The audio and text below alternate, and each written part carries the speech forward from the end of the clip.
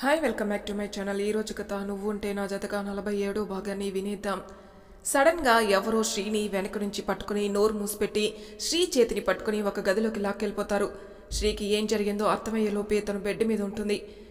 ఆమెకి ముందే తన చుట్టూ ఏం జరుగుతుందో అర్థం కాక కన్ఫ్యూషన్లో ఉంది.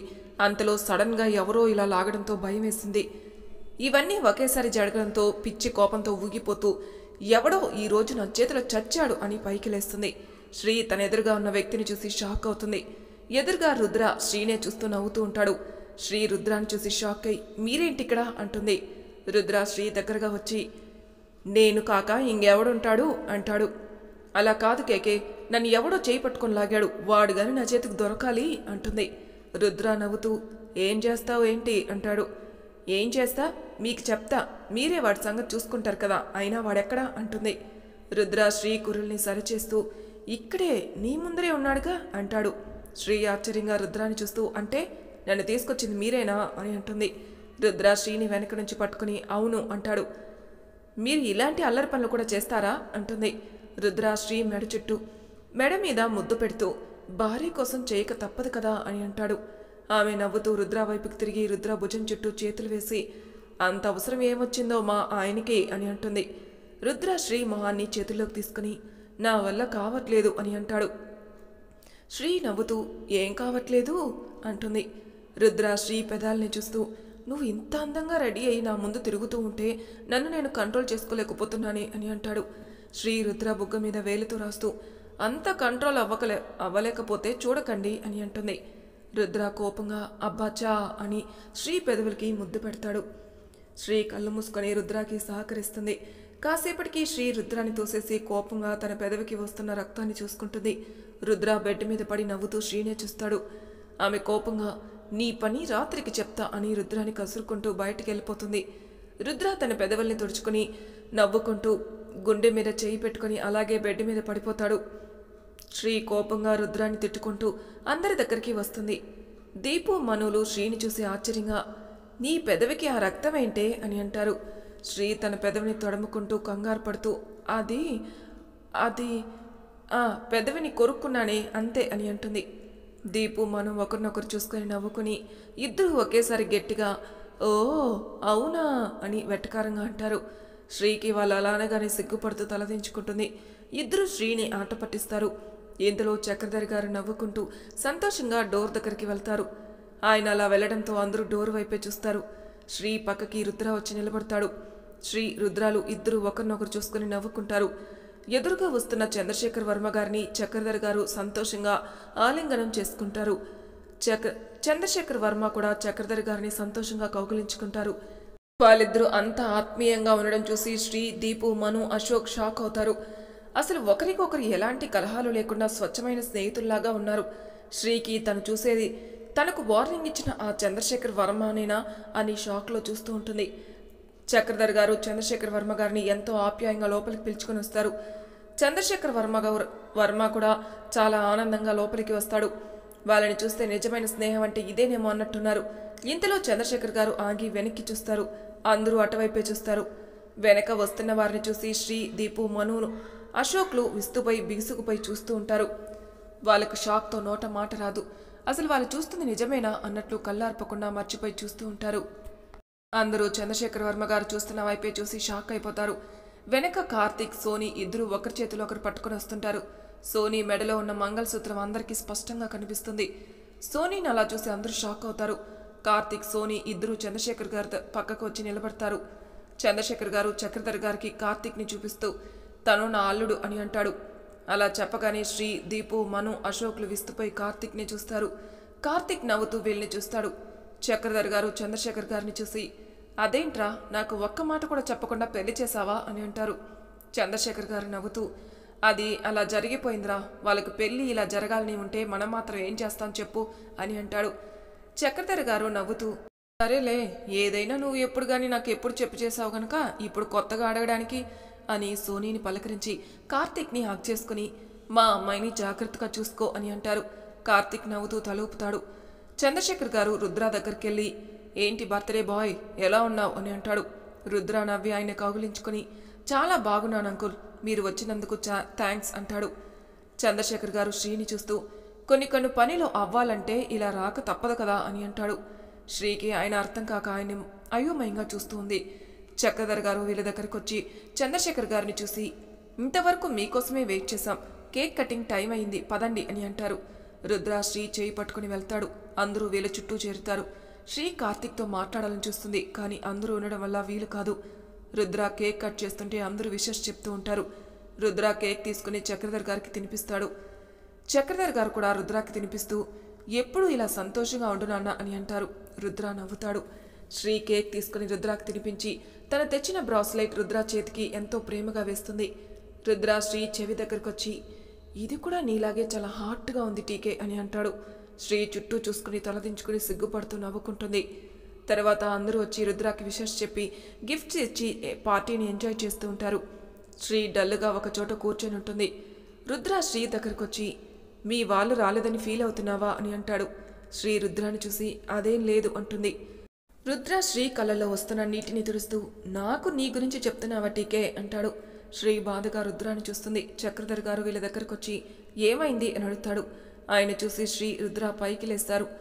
చూడండి డాడ్, మనము శ్రీ ఫ్యామిలీని పిలుద్దామని చెప్పినా వినకుండా పిలవలేదు, ఇప్పుడు వాళ్ళు రాలేదని బాధపడుతుంది డాడ్ అంటాడు రుద్ర. చక్రధర్ గారు నవ్వుతూ, తను ఏం చేసినా ఆలోచించే చేస్తుంది నాన్న అంటాడు. శ్రీ ఆయన చూసి నవ్వుతుంది. అందరూ పార్టీ ఎంజాయ్ చేస్తూ ఉంటారు. శ్రీ సోనీ దగ్గరికి వెళ్ళి మాట్లాడాలని చూస్తుంది, కానీ చంద్రశేఖర్ గారు ఆ ఛాన్స్ ఇవ్వకుండా సోనీని పక్కకు తీసుకెళ్తారు. రుద్ర, కార్తిక్, వంశీ, అశోక్, దీపు, మనులు మాట్లాడుకుంటూ ఉంటారు. అదేంట్రా, మాకు ఒక్క మాట కూడా చెప్పకుండా పెళ్ళి ఎలా చేసుకున్నావు అంటాడు రుద్ర. కార్తిక్ నిట్టూరుస్తూ, నా పెళ్లి జరుగుతుందని నాకు తెలిస్తేనే కదరా మీకు చెప్పడానికి అంటాడు. వంశీ ఆశ్చర్యంగా, అంటే ఏంట్రా అంటాడు. ఏమో మామ, ఈ తండ్రి కూతురు ఇద్దరు ఆఫీస్ పని మీద నన్ను సోనీతో కలిసి ఢిల్లీ వెళ్ళేలా ప్లాన్ చేశారు. తీరా అక్కడికి వెళ్తే సోనీ నాతో, ఇప్పుడు నీకు నాకు పెళ్ళి, వెళ్ళి రెడీ అయ్యిరా అని నా చేతిలో కవర్ పెట్టిందిరా అంటాడు.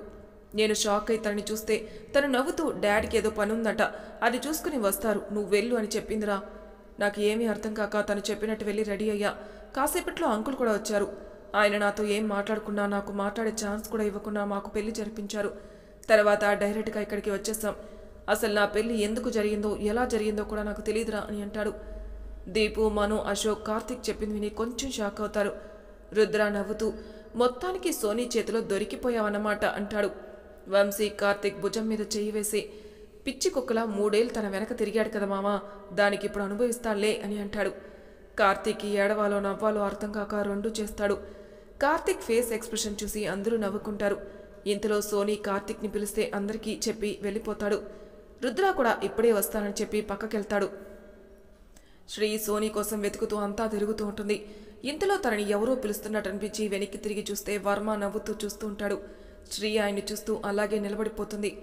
వర్మ నవ్వుకుంటూ శ్రీ దగ్గరకొచ్చి, ఏంటి శ్రీ, నా కూతురు కోసం వెతుకుతున్నావా లేక నా కోసమా అని అంటాడు. శ్రీ ఆయన్ని అయోమయంగా చూస్తూ ఉంటుంది. వర్మ శ్రీ ఎక్స్ప్రెషన్ చూసి నవ్వుకుంటూ, అలా చూడకు శ్రీ, నాకు చాలా నవ్వు వస్తుంది.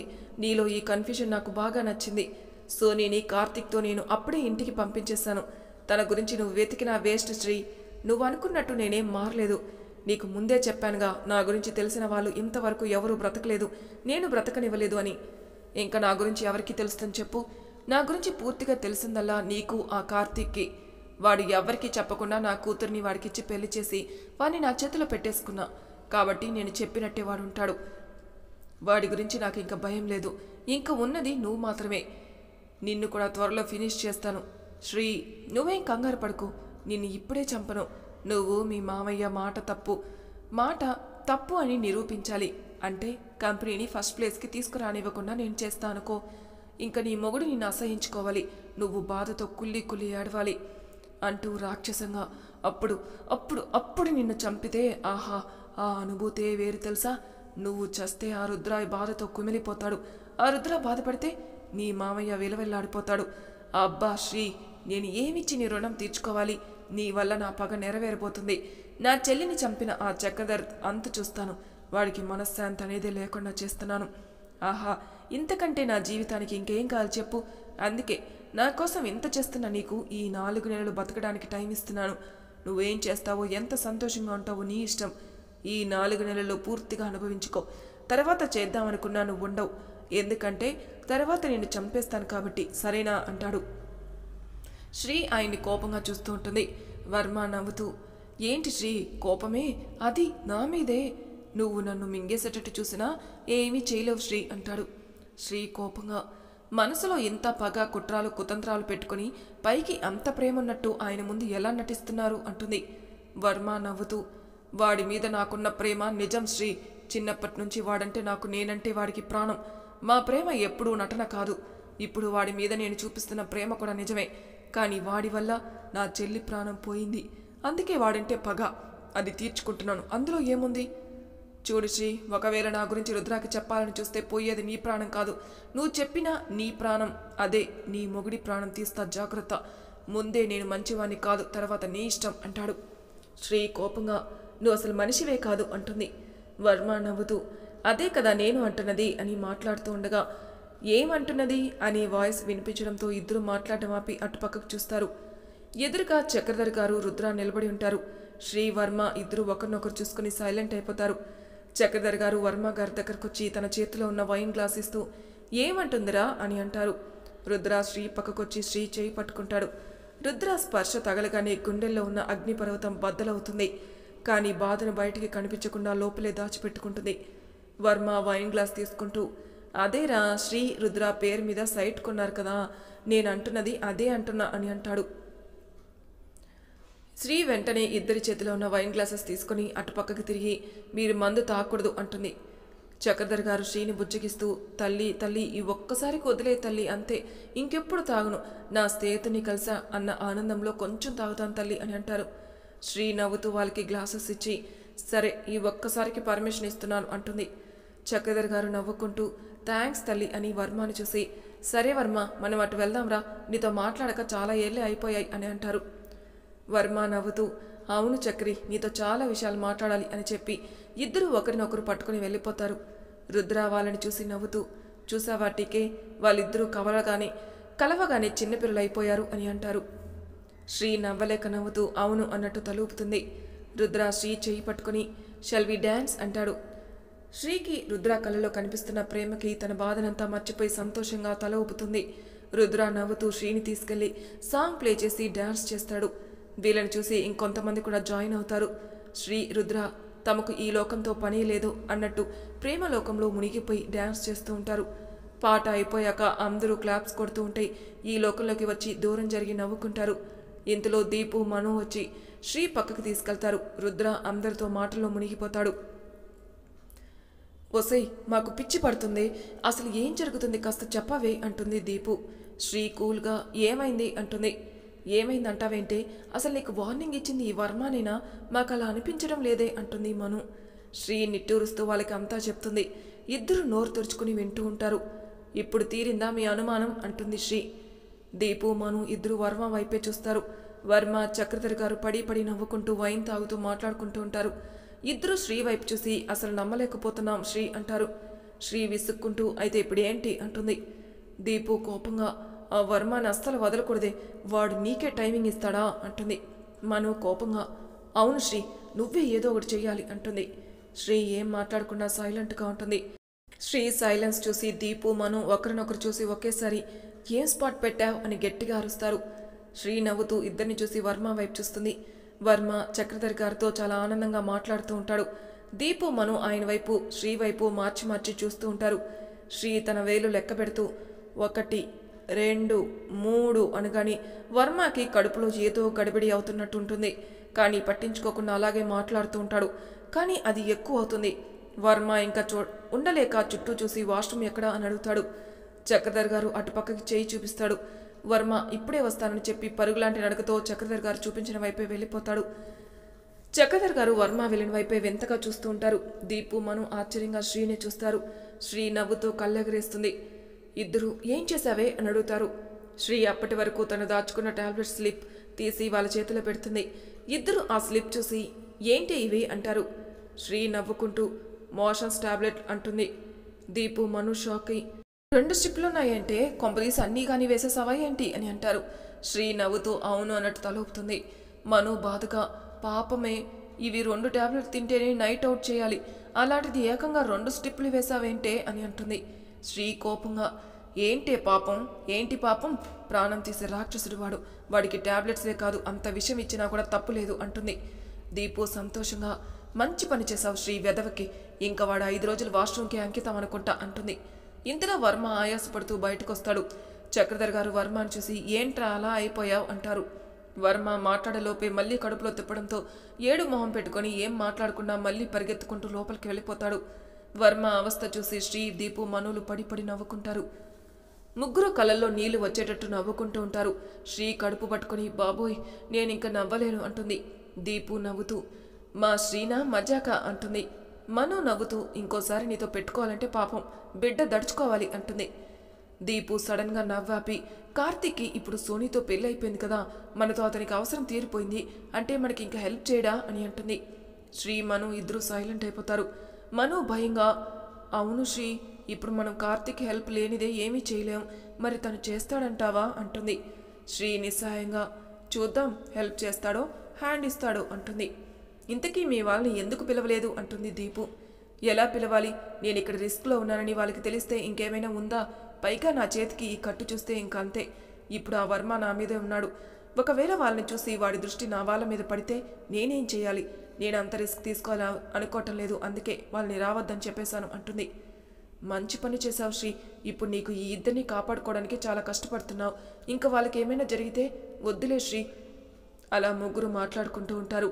లేట్ అవడంతో పార్టీకి వచ్చిన గెస్ట్ అందరూ చెప్పి వెళ్ళిపోతూ ఉంటారు. చక్రధర్ గారు వర్మ కోసమే చూస్తూ ఉంటారు. శ్రీ ఆయన దగ్గరికి వెళ్ళి వినయంగా, మావయ్య మీ ఫ్రెండ్ మీతో చెప్పమన్నారు, తనకు ఆరోగ్యం బాలేదట, అంబులెన్స్కి ఫోన్ చేయమన్నారు అని అంటుంది. చక్రధర్ గారు కంగారు పడుతూ, ఏమైంది శ్రీ అంటారు. శ్రీ నవ్వుని ఆపుకుంటూ, మోషన్స్ పట్టుకున్నాయంట మావయ్య, త్వరగా అంబులెన్స్కి ఫోన్ చేయమన్నారు అని అంటుంది. చక్రధర్ గారికి చారికి చెప్పి అంబులెన్స్ని పిలిపిస్తారు. వర్మ వెళ్ళేటప్పుడు శ్రీని చూస్తాడు. శ్రీ వర్మ చెవి దగ్గరకు వచ్చి, నువ్వు చేసేదే చెప్తావు వర్మ, కానీ నేను చేసేది చెప్పను, చేసి చూపిస్తాను, అంతే వర్మ, నీకు నాకు తేడా అని అంటుంది. వర్మ కోపంగా శ్రీనే చూస్తాడు.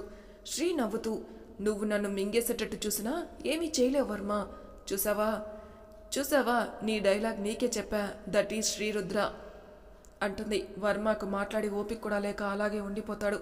తర్వాత వర్మని అందరూ అంబులెన్స్ ఎక్కి పంపిస్తారు. పార్టీ అయిపోవడంతో అందరూ వెళ్ళిపోతారు. దీపు, మను, వంశీ, అశోక్ కూడా శ్రీకి, రుద్రకి, చక్రధర్ గారికి చెప్పి వెళ్ళిపోతారు. బాగా లేట్ అవడంతో, పైగా చాలా అలసిపోవడంతో చక్రధర్ గారు, చారి ఇద్దరు వెళ్ళి పడుకుంటారు. శ్రీ పనులన్నీ చూసుకుని గదిలోకి వెళ్తుంది. రుద్ర అద్దం ముందు నిలబడి బాగా సెంట్ కొట్టుకుంటూ ఉంటాడు. శ్రీ నవ్వుకుంటూ రుద్ర దగ్గరికి వెళ్ళి, ఏంటి బర్త్డే బాయ్, ఈరోజు చాలా హుషారుగా ఉన్నట్టున్నారు అని అంటుంది. రుద్ర ఏం మాట్లాడకుండా శ్రీని ఎత్తుకుని, ఇప్పటికే చాలా టైం వేస్ట్ అయిపోయింది, ఇంకా అవనివ్వను అని శ్రీని బెడ్పై పడుకోబెడతాడు. శ్రీ నవ్వుకుంటూ, నాకు నిద్ర వస్తుంది అంటుంది. రుద్ర శ్రీని పట్టుకుని, నీ వేషాలు ఈ రుద్ర దగ్గర కాదు, ఇంకెవరి దగ్గరైనా వేసుకో, నేను ముందే అన్ని ప్లాన్స్ వేసుకున్నాను, అస్సలు వదలను అని అంటాడు. శ్రీ నవ్వుతూ, ఏం ప్లాన్స్ అంటాడు. రుద్ర శ్రీకి ముద్దులు పెడుతూ, మనకు ఒక 6 మంది మగపిల్లలు, ఇంకో 6 మంది ఆడపిల్లలు కావాలి కదా, అందుకే వాళ్ళ కోసం ప్లాన్స్ వేస్తున్నాను అని అంటాడు. శ్రీ షాక్ అయి రుద్రాన్ని చూసి, ఏంటి, అయితే నేను 12 మందిని కనాలా అని అంటుంది. రుద్ర నవ్వుతూ, అవును, ఇంకా ఎక్కువ మంది అయినా నాకేం అభ్యంతరం లేదు అంటాడు. శ్రీ రుద్రాన్ని తోసేసి కోపంగా, ఏంట్రా, నేనేమైనా బేబీ సెంటర్ పెట్టాననుకుంటున్నానా, అయినా అంతమందిని కని ఏం చేసుకుంటావు అని అంటుంది. రుద్ర శ్రీని దగ్గరికి లాక్కుని, నా పిల్లతో నేనేమైనా చేసుకుంటాను, నీకెందుకు టీకే అని అంటాడు. అంటూ శ్రీ పెదవులకి ముద్దు పెడతాడు. శ్రీ రుద్రాన్ని విడిపించుకుంటూ, నిన్ను ఒక్కడిని భరించడానికి నా తల ప్రాణం తోక్కొస్తుంది, ఇంకా నీలాంటి వాళ్ళని అంతమందిని భరించడం నా వల్ల కాదు బాబోయ్ అని అంటుంది. రుద్ర నవ్వుతూ శ్రీని గట్టిగా పట్టుకొని, తప్పదు టీకే, నాకు చాలామంది కావాలి, అది ఇవ్వడం నీ బాధ్యతే అని అంటాడు. శ్రీ చిరుకోపంగా, అంతమందిని నేను ఇవ్వలేను అంటుంది. రుద్ర శ్రీ మేడ మీద ముద్దు పెడుతూ, మరి ఎంతమందిని ఇస్తావు అని అంటాడు. శ్రీ తన వేలు చూపిస్తుంది. రుద్ర కోపంగా, ఏంటి ఇద్దరేనా, నేను ఒప్పుకోను అంటాడు. శ్రీ నవ్వుతూ రుద్ర మొహాన్ని తన చేతుల్లోకి తీసుకుని, నాకు 2 కావాలి కేకే అంటుంది. నాకు ఒక పాప కావాలి, మీ అమ్మగారికి ప్రతిరూపంగా, ఇంకా నాకు ఒక బాబు కావాలి, నీ ప్రతిరూపంగా, అంతే చాలు, ఇంకెవరు వద్దు కేకే అంటుంది. రుద్ర నవ్వుతూ శ్రీని కౌగిలించుకుని, నువ్వెలా చెప్తే అలాగే చేద్దాం టీకే అంటాడు. శ్రీ నవ్వుతూ రుద్రాన్ని గట్టిగా పట్టుకుంటుంది. రుద్ర మెల్లగా శ్రీని ఆక్రమిస్తాడు. అలా ఆ రాత్రి కూడా వారి జీవితంలో మర్చిపోలేని రోజుగా మార్చుకుంటారు. మరి తర్వాయి భాగంలో ఏం జరుగుతుంది నెక్స్ట్ ఎపిసోడ్లో తెలుసుకుందాం. అంతవరకు నా ఛానల్ సబ్స్క్రైబ్ చేయని వాళ్ళు ప్లీజ్ సబ్స్క్రైబ్ చేసుకోండి. లైక్ చేసి షేర్ చేయండి. మీ అభిప్రాయాలు నాకు కామెంట్ రూపంలో తెలియజేయండి. Thank you for listening.